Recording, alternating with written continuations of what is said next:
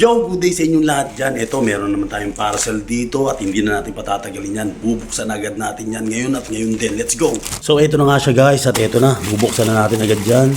Wawasakin na natin yan. At ito ay guitar string. Ayan. RJ Basics na guitar string. So, ito lang muna kasi ito lang yung kaya ng budget natin. So, ito ay nakakahalaga ng 115 pesos. Set na to, bali 6 na ito, no? Yan, 6 na tong strings na to. 6 and up to 1 or first hanggang 6 string na to. Bali set na yan at alam ko may kasamang pick ito. Ayan, nandito siya. At yun, so ikakabit natin to ngayon sa gitara din natin na RJ guitar, yung niregalo sa akin ng birthday ko. So tara, papakita ko sa inyo kung paano natin ikakabit. Pero baka i-transition na lang natin yon para mas mabilis at madali lang itong video natin. Let's go! So ito nga yung gitara natin guys. Ayan, yung ating dark wood na RJ guitar. Exotic dark wood. Ayan, wala na siyang string at natanggal ko na rin yung mga bridge pin. Nandito yung kakailangan natin gamit. Yan, tools na yan. Tapos ayan yung mga bridge pin, nagkalat. So ito yung string na dating nakalagay dyan sa gitara natin. Ayan. So yan, no.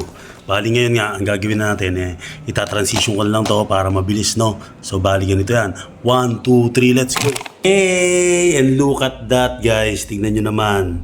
Ayan, meron pa siyang excess na strings dyan. Puputulin natin yan maya-maya.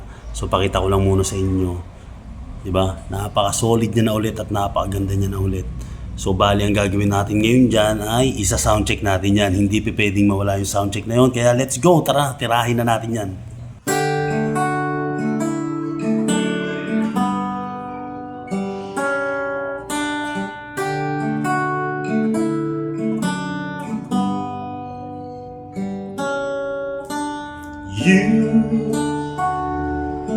I know you're everything that I've been looking for. And I look into your eyes and couldn't ask for more. Di ko magagawang humanap ng iba.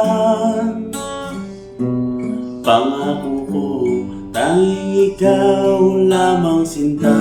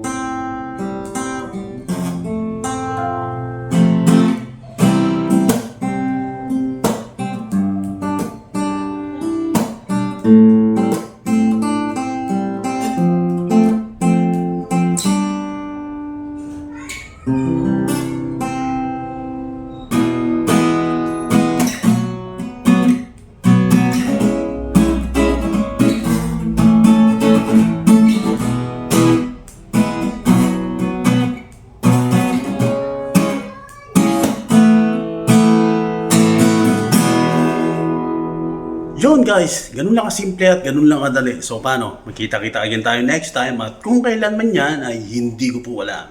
Peace out. Hustle hard, hustle every single day. I'll be making moves till I'm buried in my grave.